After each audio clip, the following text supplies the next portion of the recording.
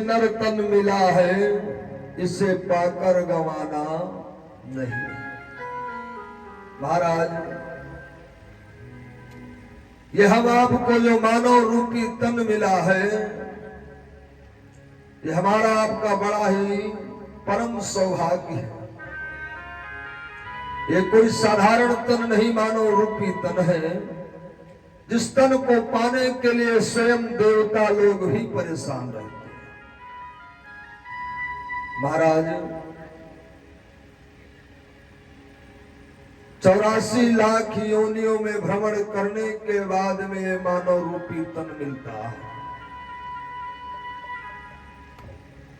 और 84 लाख योनियों में मात्र एक ही ऐसी योनि है जो है मनुष्य योनि। बाकी शेष योनियां 83,99,999 योनियां में चक्कर काटने के बाद में मानव रूपी तन मिलता है। और ये मानव रूपी तन हमारा आपका सार्थक तभी है जब इसका हम आप सदुपयोग करें। महाराज, सदुपयोग का मतलब जितना हो सके अच्छे कार्य हम अपने द्वारा करें। यदि अच्छे कर्म करके गए तो 83 लाख योनियों में भ्रमण करने से महाराज 83 लाख योनियों में चक्कर काटना नहीं पड़ेगा। यदि गलत कर्म करके गए तो 83,99,999 चक्कर काटते काटते न जाने हमारे आपके कई जन्म गुजर जाएंगे। और ये मानव रूपी तन हमारा आपका सार्थक तभी है जब हम आप भगवान का भजन करें, भगवान का गुणगान करें।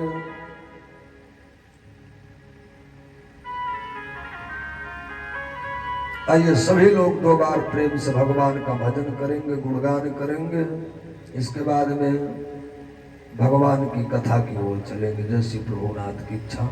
आवाज के समय में व्यक्ति के पास सारे कार्य करने का समय है, लेकिन भगवान की कथा में सम्मिलित होने का बिल्कुल समय नहीं है। आइए सभी लोग 2 बार प्रेम से भगवान का पावन संकीर्तन बोले। इसके बाद में भगवान की कथा की ओर ले चले। जय श्री नारायण की कृपा। बोलो लखदातार की जय हो। मोहे आन मिलो घनश्याम,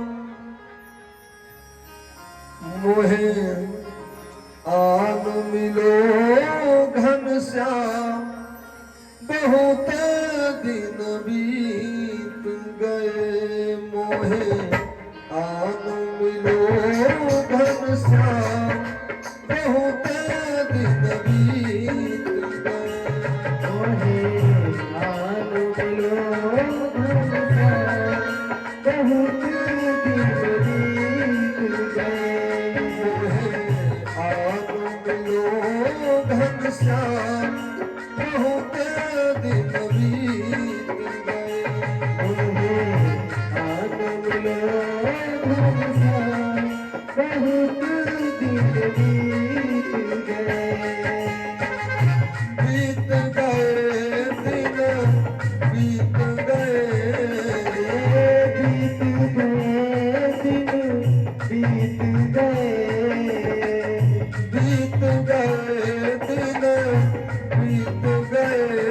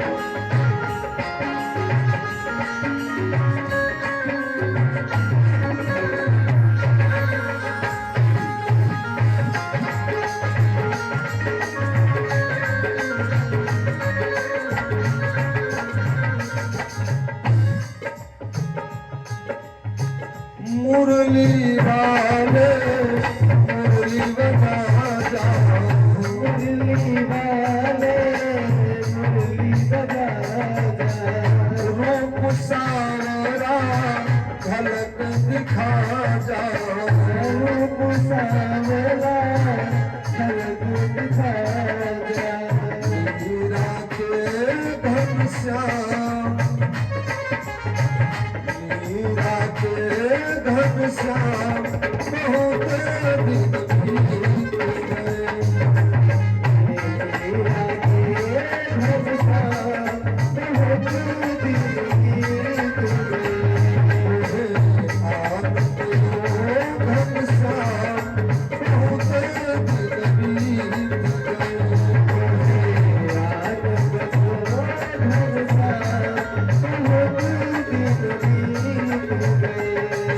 बहुत दिन बीत गए, बहुत दिन बीत गए।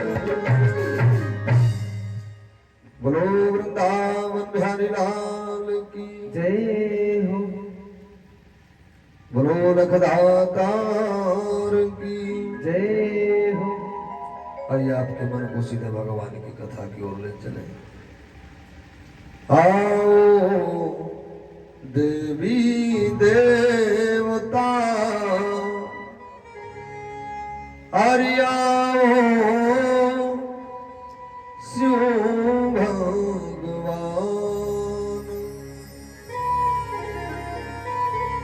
ओ कथा सुनन को आइए,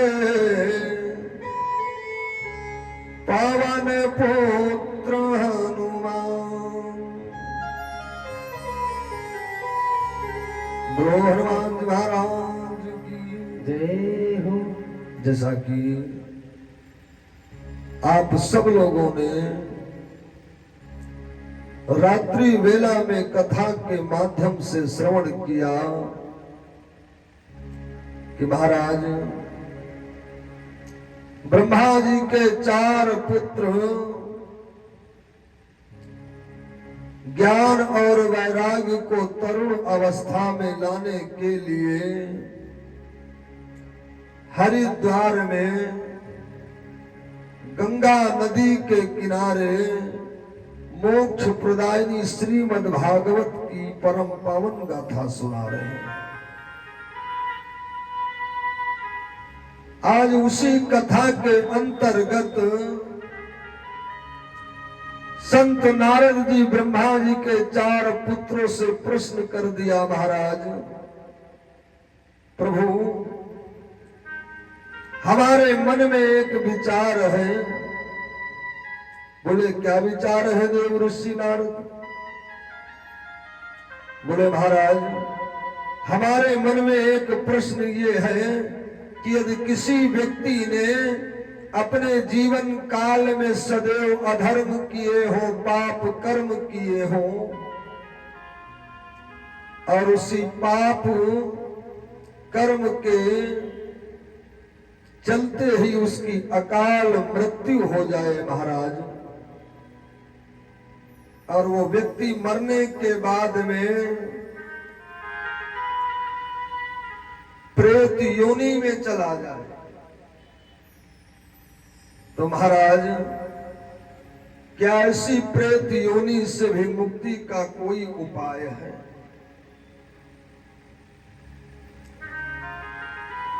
हे मानवा पाप कृतास्तु सर्वदा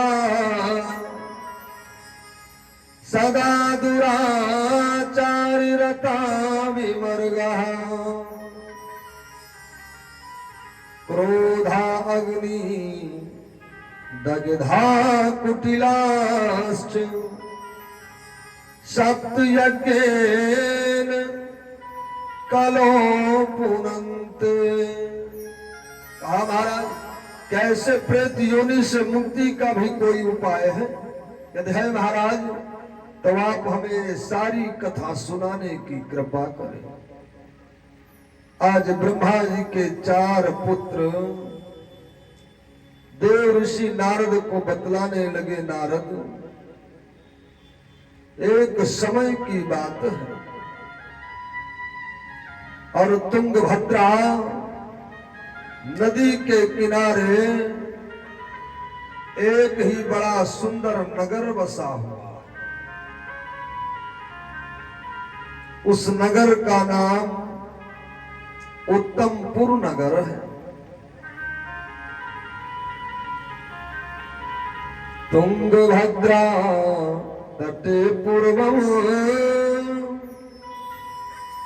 भूतपान मोक्षम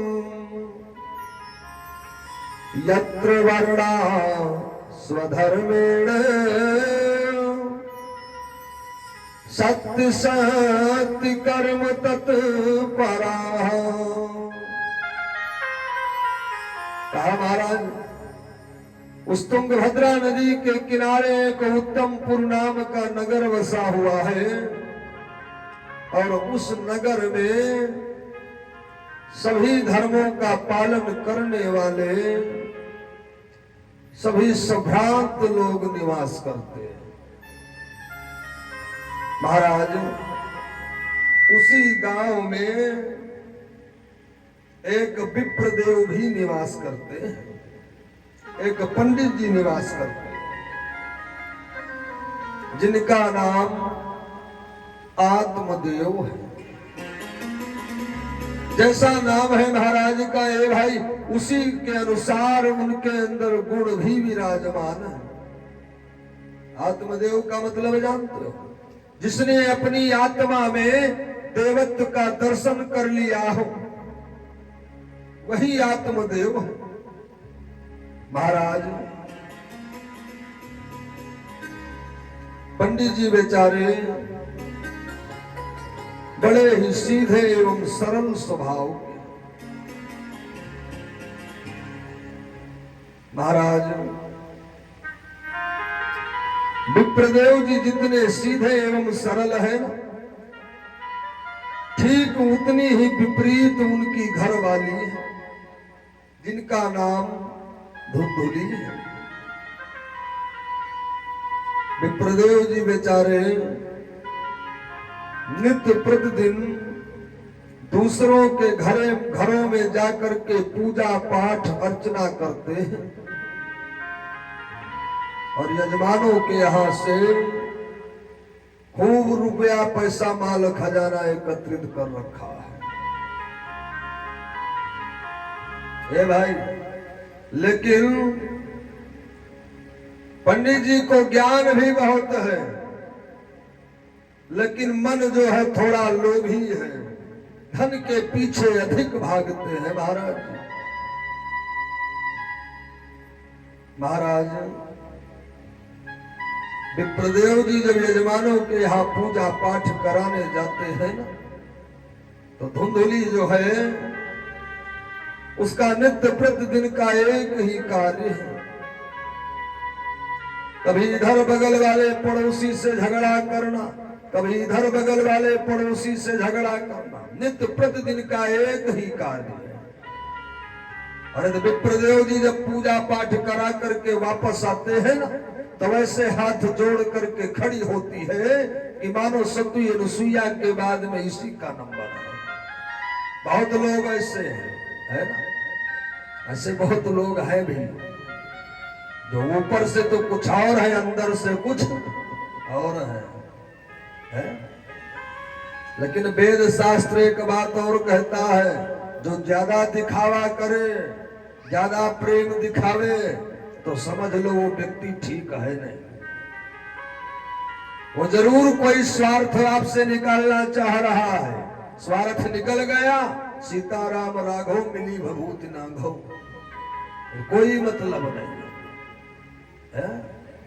और मेरे गोविंद मेरे ठाकुर को ये दिखावा पसंद नहीं भगवान को, क्योंकि भगवान तो भाव का भूखा है। चाहे कोई गोरा हो या काला हो, है? भगवान किसी के चमड़े से, किसी के धन से थोड़े प्रेम करते।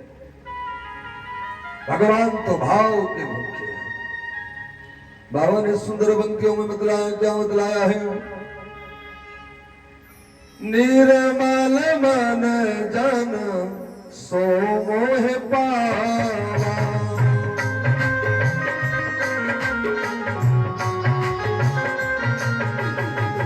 निर्मल मन जन सो मोह पावा।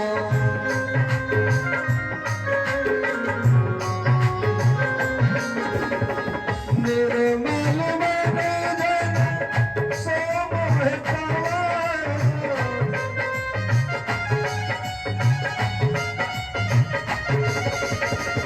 मोह कपट छल छेद न भावा।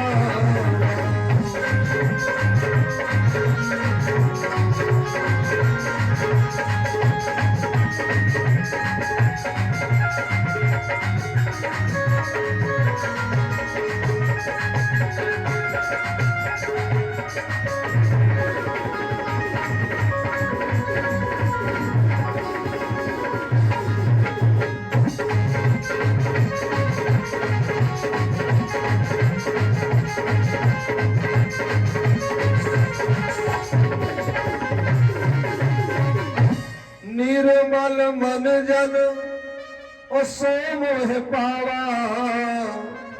ओ मोह कपट छल छिद्र न भावा। भगवान भाव का भूखा है, आडंबर दिखावे का भूखा है नहीं भगवान। महाराज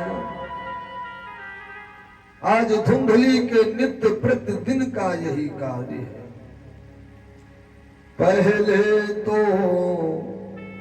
थे विप्रवर नारी से हैरान। ओ किंतु देव संयोग से हुई न जब संतान। महाराज आज बड़ा समय गुजर गया है, लेकिन आत्मदेव ब्राह्मण जी के घर में कोई संतान भी नहीं है।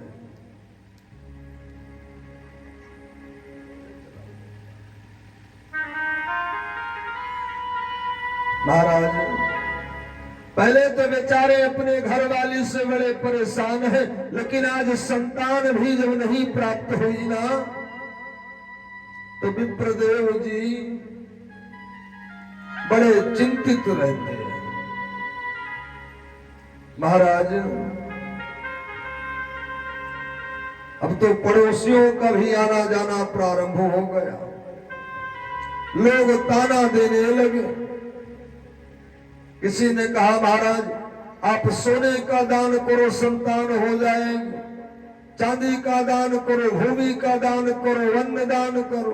जिसने जो भी बताया विप्रदेव ने वो सारे दान किए। सोना चांदी धेनु धन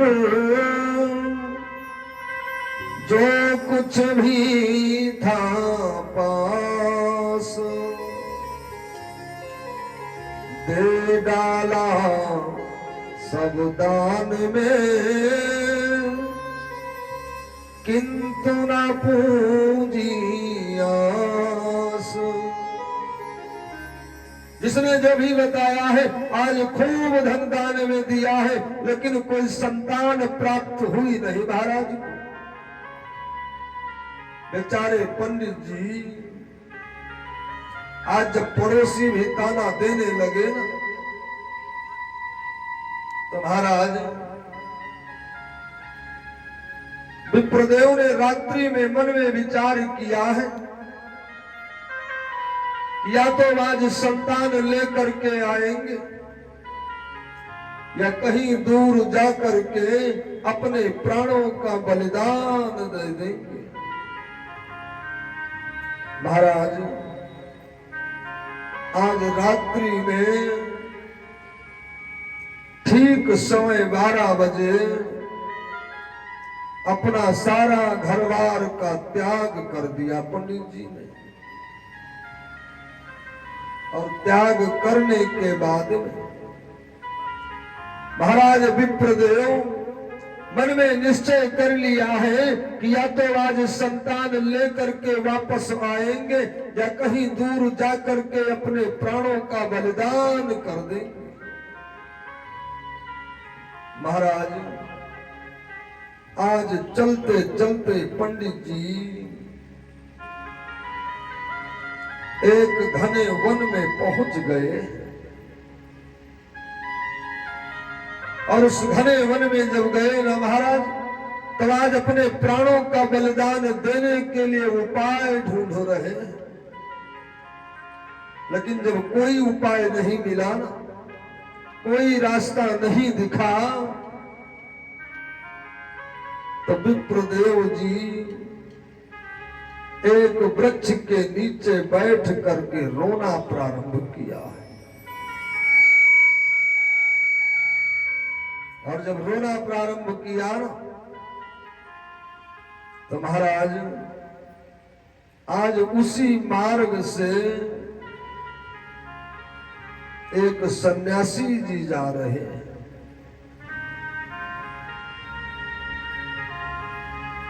आज सन्यासी जी ने जब पंडित जी के रोने की आवाज सुना ना, ए भाई, तब आज सन्यासी जी पंडित जी के पास में पहुंच गए। पूछने लगे, महाराज आप क्यों रो रहे हो इतने रात्रि में इस घने वन में? कथम रोदेश विप्रम तुम काते चिंता बलियसी वदन्तुम सत्वरम महाम स्वस्य दुखास्य कारणम। आपको क्या दुख है, क्यों रो रहे हो? महाराज पंडित जी रोते हुए अपना सारा हाल बतलाने लगे। बोले, महाराज न जाने हमसे क्यों हमारे देवता, हमारे पितर रुष्ट हो गए, नाराज हो गए। महाराज संसार के लोग कहते हैं कि यदि घर में पुत्र की प्राप्ति नहीं हुई ना, तो माता पिता को मोक्ष नहीं मिलता।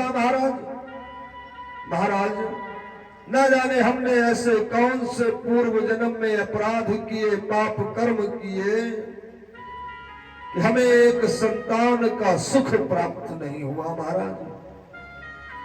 महाराज मैं घर में कई बार तुलसी का वृक्ष लगाता हूँ, प्रतिदिन जल देता हूँ, लेकिन महाराज ना जाने फिर भी वो तुलसी का वृक्ष क्यों सूख जाता है।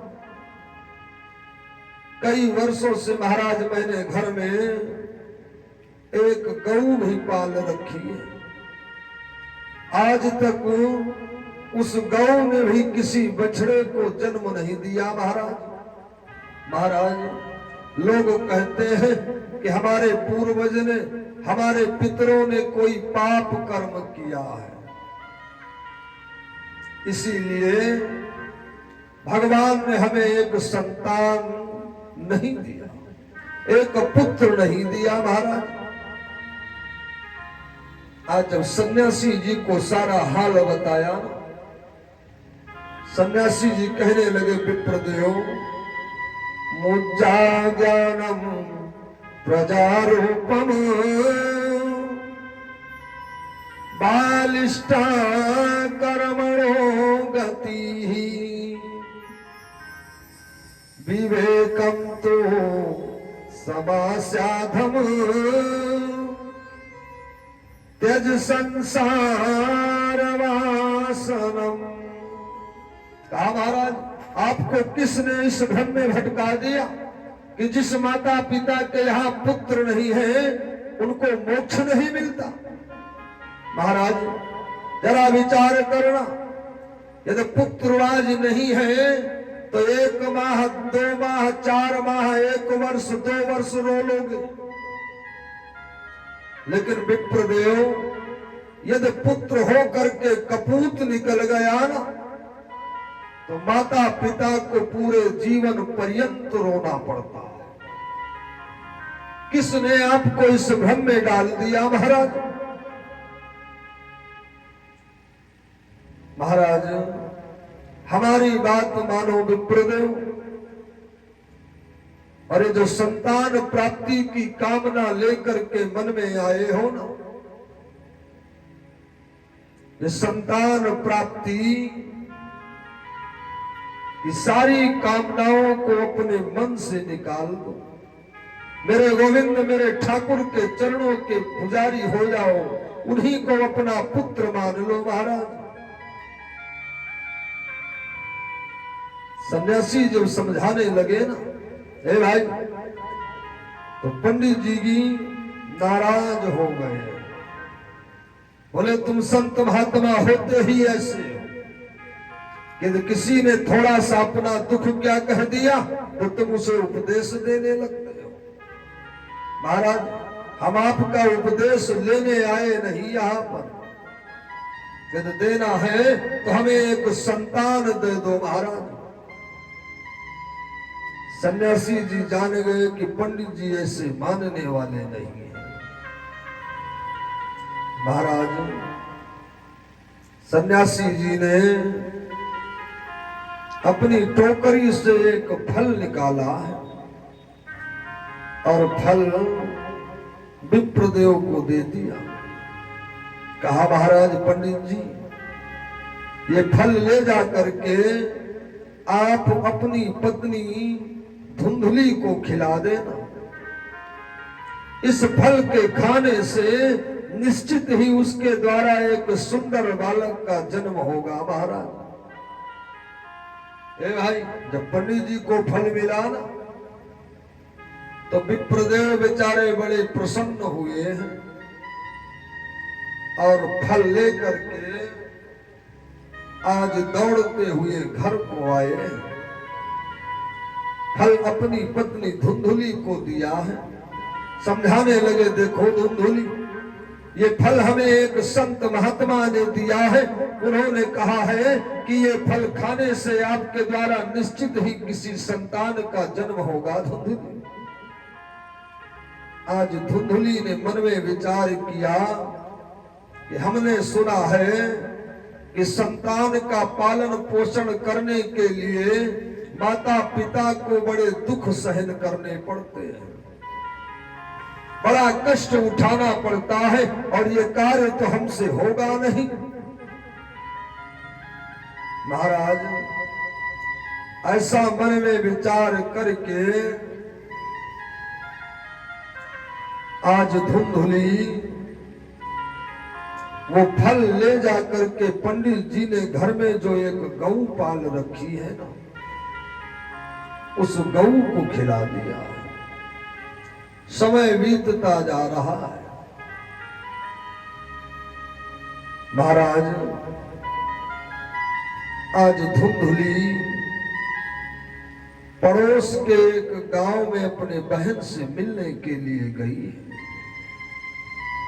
पंडित जी महाराज बड़े प्रसन्न हैं कि हमारी पत्नी धुंधुली के द्वारा एक संतान का जन्म होगा।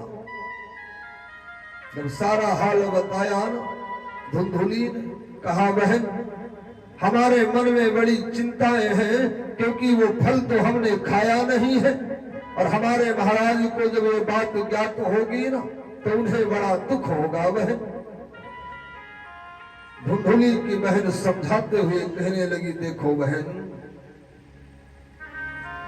जितना समय तुम्हें फल गऊ को खिलाए हुए हुआ ना उतने ही समय का बालक हमारे उदर में पल रहा है बहन।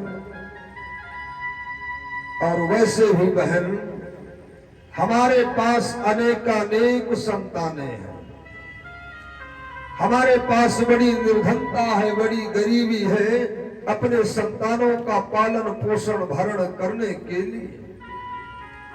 इसलिए बहन इस बार जिस संतान का जन्म होगा ना वो संतान मैं आपको सौंप दूंगी बहन। बहन वो संतान तुम ले लेना और उस संतान के बदले हमें थोड़ा सा धन दे देना बहन। जिससे हमारे घर की, हमारे परिवार की पालन पोषण और भरण में सुविधा हो जाएगी। बहन मिली बहन से बहन को कछ दिन में संतान।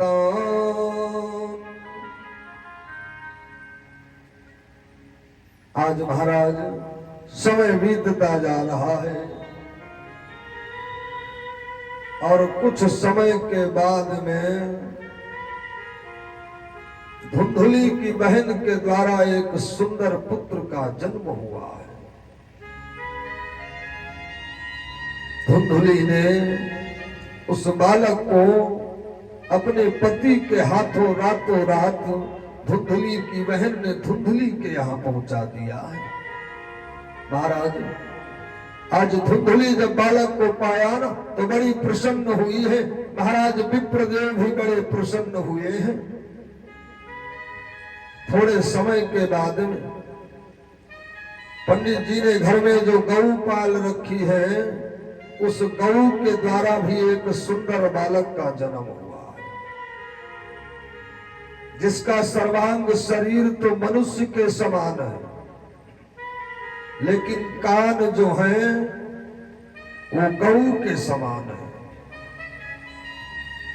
महाराज पंडित जी बड़े प्रसन्न हैं। आज सारे नगर में मिठाइयां बांट रहे हैं महाराज पंडित जी, और दोनों बालकों को एक समान मानते हैं विप्रदेव जी। आज महाराज जब घर में बालक का जन्म होता है, संतान का जन्म होता है, तो माता पिता जो हैं वो सबसे पहले कहा जाता है पंडित जी के पास, महाराज हमारे घर में बालक का जन्म हुआ है, बालक कैसा होगा, कौन से नक्षत्र में जन्म लिया है, कैसी पला है, कैसी बला है, विचार करने के लिए, नामकरण करने के लिए। सच बताएं बिल्कुल मन नहीं लग रहा, कुछ गाने वाले का मन ही नहीं कर रहा, ऐसे मटका से बोल रहे हैं। ऐसे रही तो सब सीता ही राम है। जब हमको हमारी आवाज ना अच्छी लगे तो हम कहा सोचे कि आपका अच्छी लगे। बोलो लखदातार की जय हो, बोलो वृंदावन बिहारी लाल की जय हो, जय रघुनंदन जय घनश्याम, जय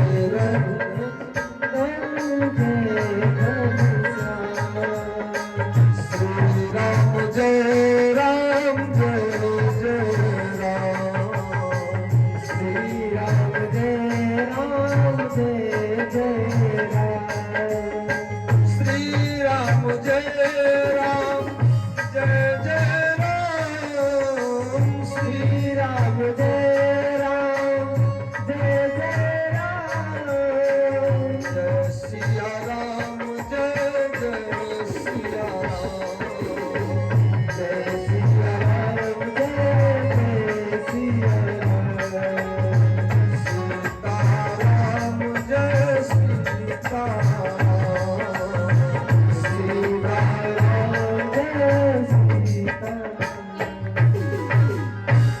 बोलो वृंदावन बिहारी लाल की। जय तो घर में जब बालक का जन्म होता है तो सर्वप्रथम पंडित जी को लोग बुलाते हैं, महाराज हमारे बालक का नामकरण करो। आज आत्मदेव ब्राह्मण ने भी पंडित जी को बुलाया है बालकों का नामकरण करने के लिए। महाराज जब पंडित जी नामकरण करने के लिए आए ना तो गऊ के द्वारा जिस बालक का जन्म हुआ है उस बालक का नाम विप्रदेव ने गोकर्ण रखा है। और महाराज धुंधुली की बहन के द्वारा जिस बालक का जन्म हुआ है उस बालक का नाम धुंधकारी रखा है।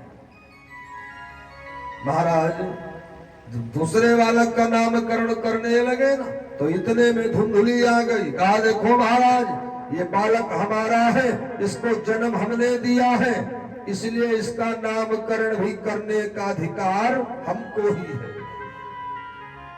इस बालक का नाम मैं अपने नाम से मिलता जुलता रखूंगी। आज उस बालक का नाम धुंधकारी पड़ा है। और जिसका नाम नहीं अच्छा, उसका काम थोड़े अच्छा हो सकता है? क्योंकि व्यक्ति के जीवन में नाम की बड़ी प्रधानता है।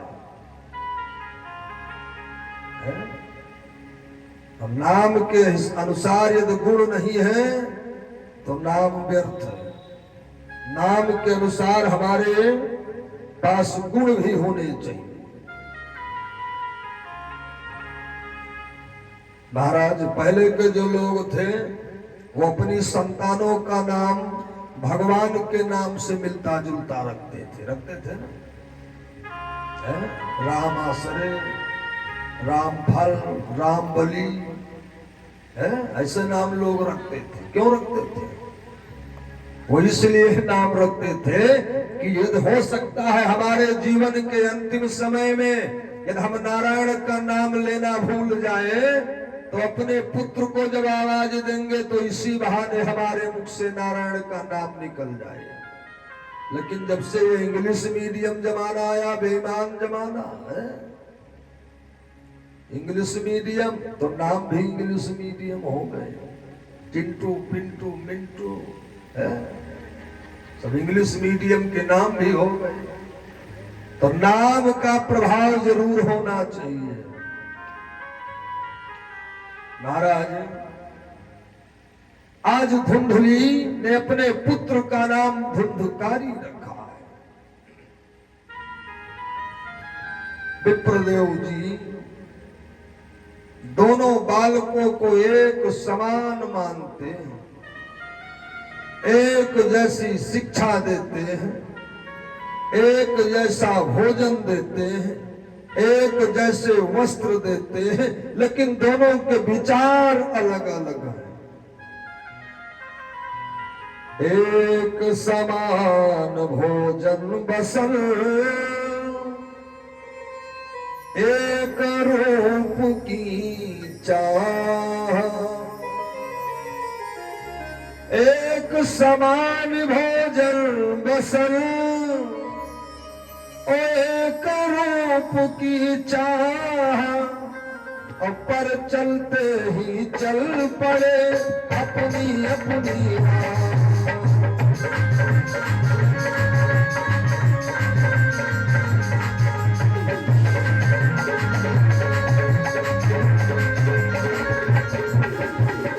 सारी व्यवस्थाएं एक जैसी है, लेकिन बालकों के विचार अलग है, मार्ग अलग है।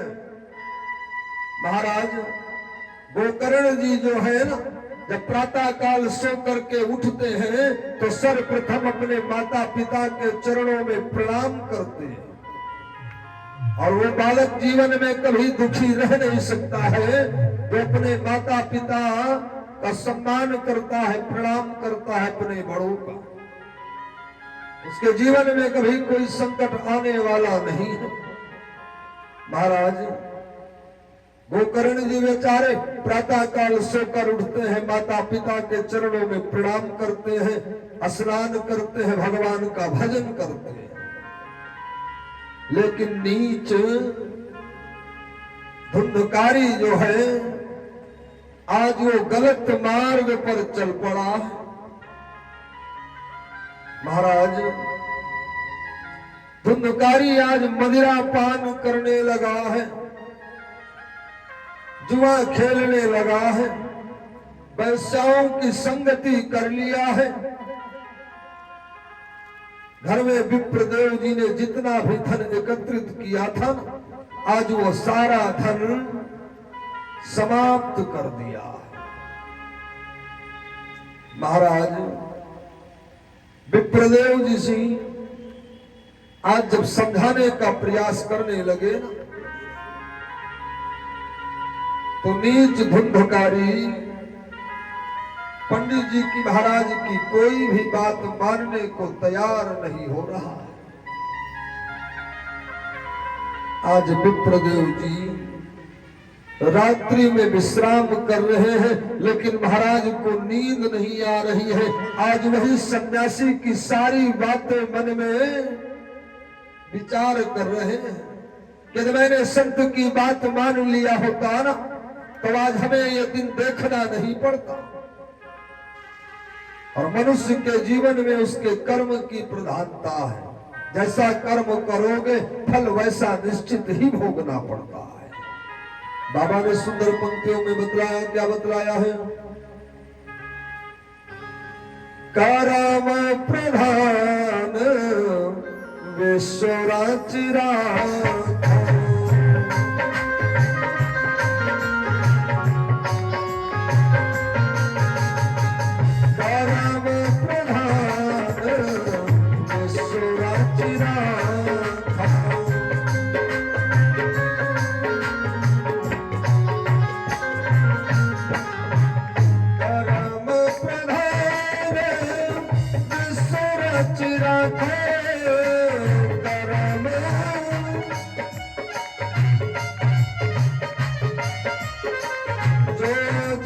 करहि सो दस फल चाखा।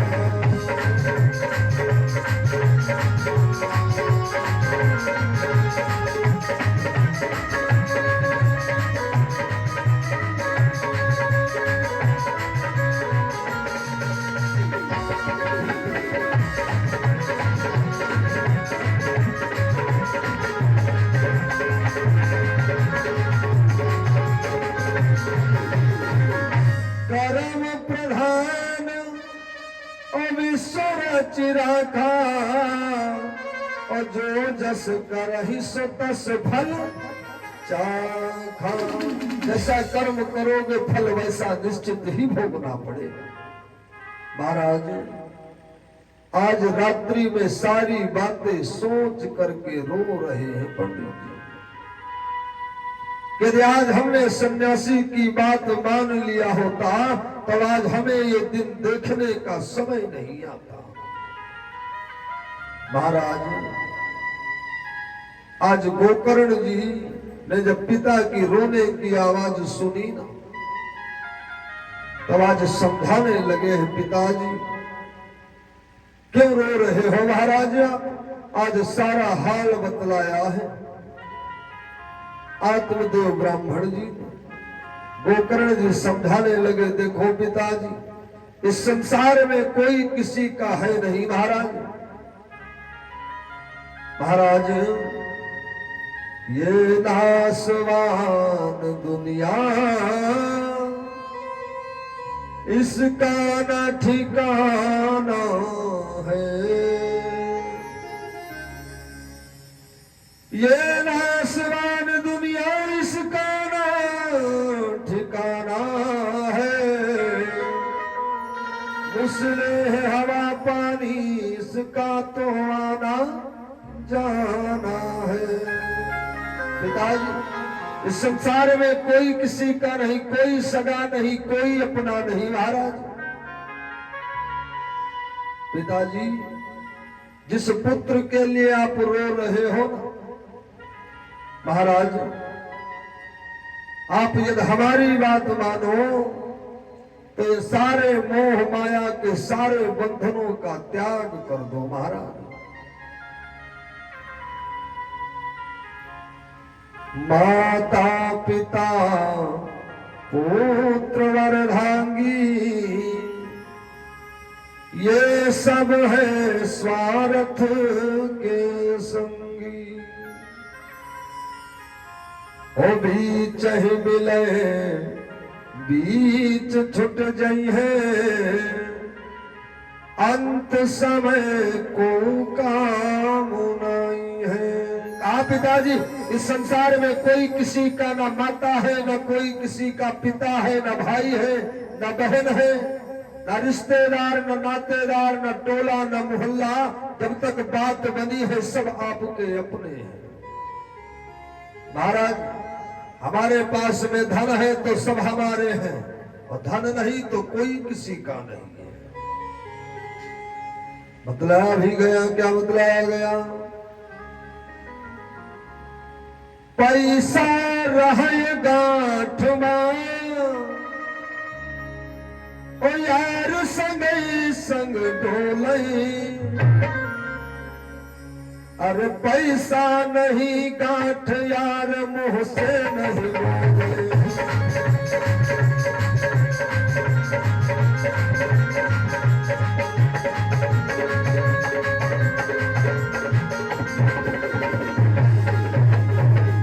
पैसा रहे गांठ मां, यार संगई संग डोले। पैसा नहीं गांठ मां, यार मुंह से नहीं बोले।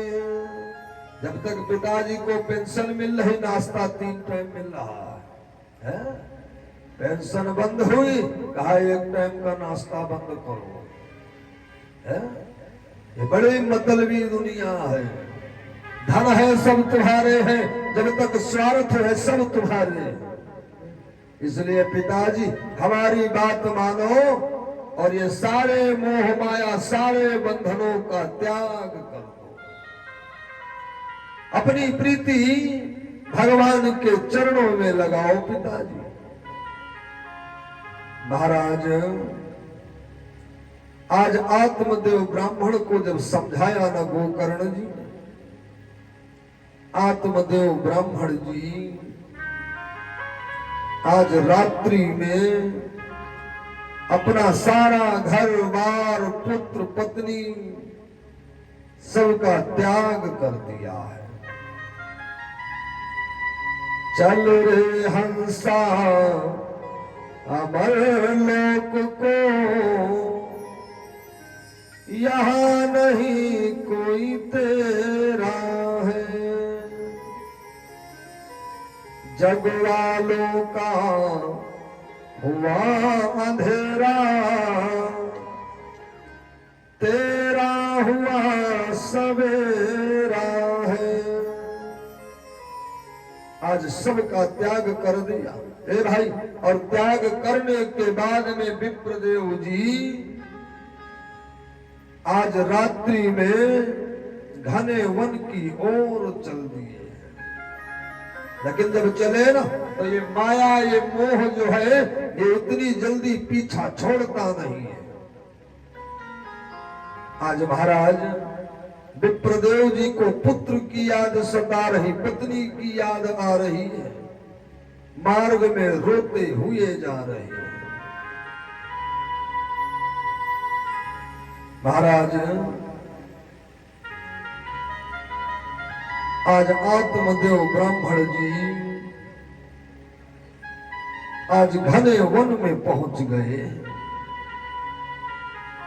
और घने वन में पहुंच करके पंडित जी भगवान की भक्ति में लीन हो गए। महाराज कुछ समय तक तो भगवान की बड़े प्रेम से भक्ति किया, और कुछ समय के बाद में अपने शरीर का त्याग कर दिया। महाराज जब गोकर्ण जी को यह पता चला ना कि हमारे पिता का देहावसान हो गया है, तो मन में विचार किया कि पिता को मोक्ष देने के लिए चल करके गया श्राद्ध में पिंड दान कर दिया जाए। ऐसा मन में विचार करके आज गोकर्ण जी महाराज अपने पिता को मोक्ष दान देने के लिए गया श्राद्ध में पिंडदान करने के लिए चल दिए। और इधर आत्मदेव ब्राह्मण भी चले गए, गोकर्ण भी चले गए। ए भाई अब तो घर में वो नीच पापी धुंधकारी ही रह गया, और अपराधी को यदि कोई रोकने वाला नहीं है तो वो दिन प्रतिदिन अपराध पर अपराध करता ही जाता है। महाराज घर में जो धन था वो पहले ही समाप्त कर चुका है नीच धुंधकारी, लेकिन आज डंडों से मारना धुंधुली को प्रारंभ कर दिया है और पूछने लगा, अरे पापनी सच बता, तूने घर का सारा धन छिपाकर कहां पर रखा है? आज धुंधली रोने लगी है और कहा, पुत्र मैंने घर का कोई भी धन कहीं पर छिपा कर नहीं रखा पुत्र। आज पापी धुंधकारी मार करके कहने लगा, अरे पापनी, यदि तूने प्रातः काल तक सच नहीं बताया ना कि तूने घर का सारा धन छिपा कर कहां रखा है, तो प्रातः काल सूर्य उदय के साथ में मैं तुझे भी मार करके समाप्त कर दूंगा। आज महाराज धुंधली अपने प्राणों को बचाने के लिए रात्रि वेला में ही अपना सारा घरवार का त्याग करके जब जाने लगी ना, तो बुढ़ापा आ गया है, आंखों से दिखाई भी कम दे रहा है। और महाराज घर के ठीक सामने एक कुआं बना हुआ है, आंखों से कम दिखाई देने के कारण आज धुंधली उसी कुएं में गिर करके मरकर समाप्त हो गई है। जस करनी तस भोगहि ताता,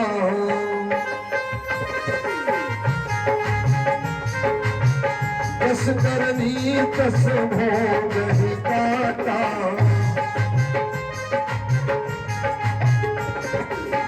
जस करनी तस भोगहि ताता, जस करनी तस काहे नरक जात पछताता।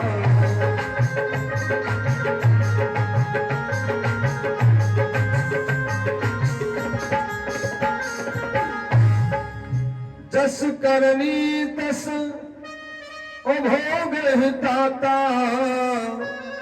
काहे नरक जात पछताता। महाराज आज जैसा कर्म धुंधली ने किया है उसी के कर्मानुसार फल भोगना पड़ा है धुंधली। आज मर करके जब धुंधली समाप्त हो गई, आज नीच धुंधकारी आज घर के आंगन में ला करके 5 वैश्याओं को बिठा दिया, और धन तो है नहीं पास में। ए भाई, तो राजा के राजमहल में जाकर के आज नीच धुंधकारी ने महारानी के कीमती आभूषणों को चुरा करके ला करके वैश्याओं को दिया है। जब वैश्याओं को 5 कीमती आभूषण मिले ना, तो वैश्याएं मन में विचार करने लगी, इस नीच पापी धुंधकारी को इतने कीमती आभूषण कहां से मिल गए। पूछने लगी, भैया धुंधकारी, तुम्हें इतने कीमती आभूषण कहां से मिले भैया? आज धुंधकारी ने जब सारा हाल बताया, तो वो 5 वैश्याएं मन में विचार करने लगी, इस नीच पापी ने जाकर के महाराज के राज दरबार में चोरी किया है, और ये बात एक न एक दिन निश्चित ही महाराज को ज्ञात हो जाएगी, तो इस पापी को तो फांसी होगी ही, साथ में हमको भी फांसी पे लटकना पड़ेगा। तो 5 वैश्याओं ने मन में विचार किया कि इससे पहले महाराज को ये बात पता चले, इस नीच धुंधकारी को मार करके समाप्त कर देना चाहिए। महाराज आज उन 5 वैश्याओं ने सोते समय धुंधकारी को मारने के लिए धुंधकारी के गले में रस्सी का फंदा डाल दिया है, और उसी रस्सी के फंदे को खींच करके मारना प्रारंभ कर दिया। महाराज ए भाई, लेकिन धुंधकारी के प्राण निकल नहीं रहे। जो पापी होता है ना, उसके शरीर से प्राण इतनी जल्दी निकलते भी नहीं है। और जब शरीर से प्राण निकलते हैं तो 10,000 बिच्छू जैसे एक साथ में डंक मार दे, ऐसी विषम पीड़ाएं होती हैं। ए भाई, आज महाराज जब धुंधकारी के शरीर के प्राण नहीं निकले ना, तो उन 5 वैश्याओं ने धुंधकारी को मारने के लिए आज जलती दहकती हुई अग्नि धुंधकारी के मुख में डाल दिया और नीच धुंधकारी को मार करके समाप्त कर दिया। महाराज, आज धुंधकारी जब मर करके समाप्त हुआ ना, तो अकाल मृत्यु मरने के कारण धुंधकारी प्रेत योनि में गया और एक प्रेत की आयु 10,000 वर्ष होती है। महाराज, मनुष्य की आयु 100 वर्ष और प्रेत की आयु 10,000 वर्ष। आज महाभयानक प्रेत बना है नीच धुंधकारी। महाराज,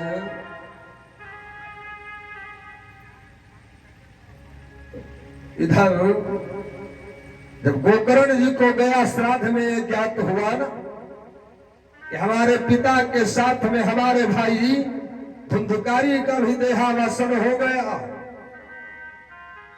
तो गोकर्ण जी ने धुंधकारी को भी मोक्ष देने के लिए पिंडदान किया है। लेकिन महाराज, आज पिंडदान करने के बाद में गोकर्ण जी जब वापस आने लगे